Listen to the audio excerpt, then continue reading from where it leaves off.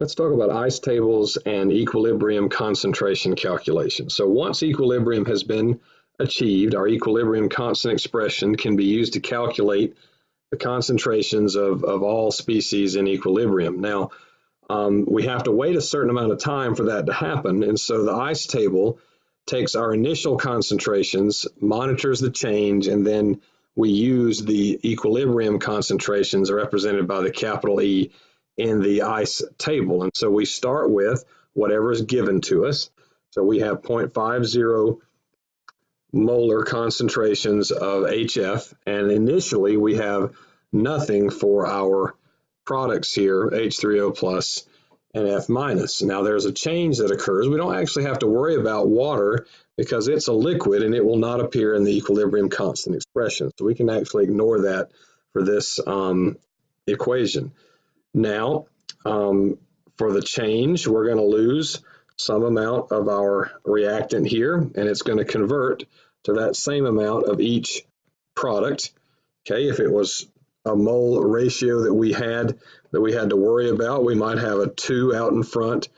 These are both 1 because we have an equal equilibrium, or excuse me, an equal molar ratio of each of these. So 1 to 1 to 1 for everything, but we lose a little bit and we gain a little bit of our product.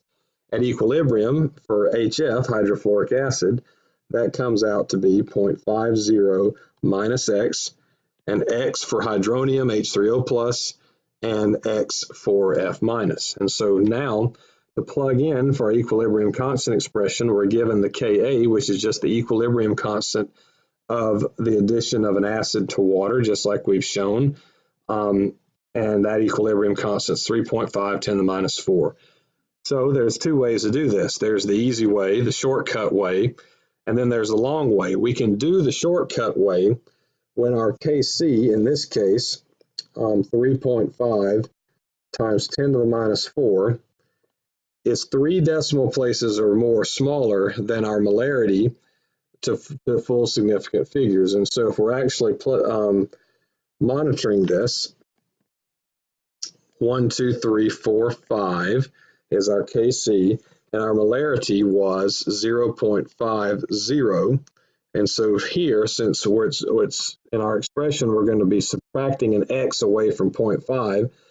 We would like to see, here's our first decimal place, here's our second. We'd like to see a 0 here instead of a 3.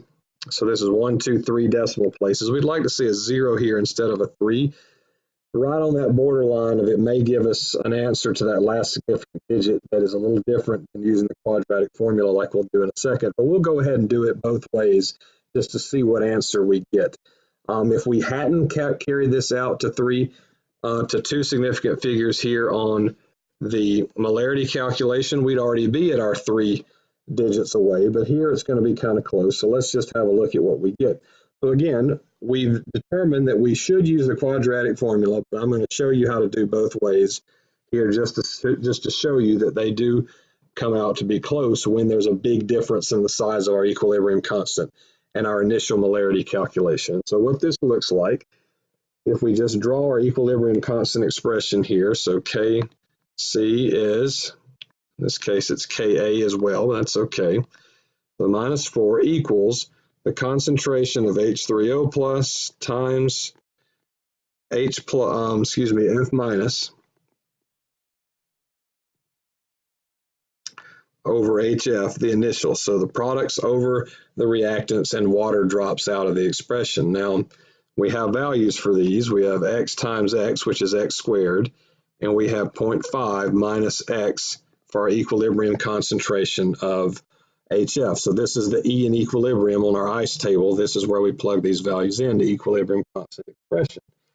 Now, the way we take the shortcut is we actually drop out this minus X in the denominator, and anytime we have a minus X as part of one of our factors or our divisors here, we drop that out because it should be very, very small compared to 0.5. Now, again, I'd like it to be 1 more decimal place smaller. Let's go ahead and solve it to see what the shortcut method looks like. And again, that's equal to 3.5 times 10 to the minus 4. So we end up with X squared over 0.5. when we kill that minus x, and then we end up with x squared is 0.5 times 3.4 times 10 to the minus 4. Then we take the square root and we get 0.13 molar for our x. So that's the concentration of fluoride and the concentration of H3O plus independently. They're both 0.013 molar, and HF would be 0.5 minus that, which is 0.049 molar. But we're technically supposed to do the quadratic method here since we're not more than 3 decimal places or more away. So let's go and see what we get. Well, our quadratic equation formula we can see here is minus negative b plus or minus square root of b squared minus 4ac over 2a. And that's when we have a quadratic expression like that on the right here in the form of ax squared plus bx plus c. So we've got to get our equation in those terms from 3.5 times 10 to the minus 4 equals x squared over 0.5 minus x. And we're not dropping that x here. We're going to work everything out entirely. When we get this equation multiplied out and rearranged, our quadratic expression looks like this. It looks like x squared plus 3.5 times 10 to the minus 4 times x minus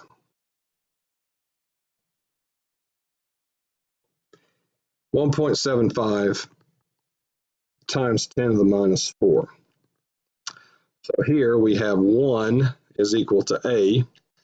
We have 3.5 times 10 to the minus 4 is equal to b. And finally, for c, we have a negative 1.75 times 10 to the minus 4 that we now have to plug into our quadratic expression, which if we do, x equals negative 3.5 times 10 to the minus 4 plus or minus the square root of that same number squared minus 4 times 1, which is a, times c, which is 1.75 times 10 to the minus 4. All of that under the square root umbrella. And then all of this divided by 2 times a, and a is 1, so just divided by 2. So if you're not using a graphing calculator or a calculator that shows you an entire mathematical operation, I recommend doing everything under the square root independently before plugging everything in to avoid those simple mistakes, and carry it out to all the decimal places the calculator gives you at first. And then we'll see what we get. So if we do that, 3.5 times 10 to the minus 4 squared is 1.23 times 10 to the minus 7 minus 4ac. Well, that c there is negative, so we end up with a plus in here. Negative 1.75 times 10 to the minus 4, so that negative times negative is a positive. And we say plus, if we work all that out, 1, 2, 3, 7 times 10 to the minus 4 is what I get there. Okay, so 4 times 1.75, 4 times 2 is 8, so that's about right. It's a little bit less than 8 times 10 to the minus 4. Then divide all of this by 2. Okay, and so if we work out the square root next separately, we would get, again, I'll go ahead and expand this out to negative 0.00035. If we subtract a negative from a negative, we're going to get a negative number, which has no meaning in concentration. So I'll kill that minus there. And let's go ahead and see what we get. So we get let's just do the plus version. We get plus 0.0264598 and change divided by 2. And that should give us 0.013 molar to 2 significant figures, which is what our equilibrium constant and our concentration are given to us in, our 2 significant figures. And that's equal to x, which is equal to the concentration of fluoride and the concentration of H3O plus. Well, the concentration of fluoride is 0.5 minus X, but remember it was two significant figures, and so for 0.013, we have to round off to two significant figures, which in this case would give us 0.49 molar is the final equilibrium concentration of hydrofluoric acid. So we ended up getting the same values because we're right on that line, but depending on the combination of digits, we could have gotten a little bit off in that last significant digit. Let's try to make sure to use the quadratic formula again, unless Kc is 3 decimal places smaller than the last significant digit of our molarity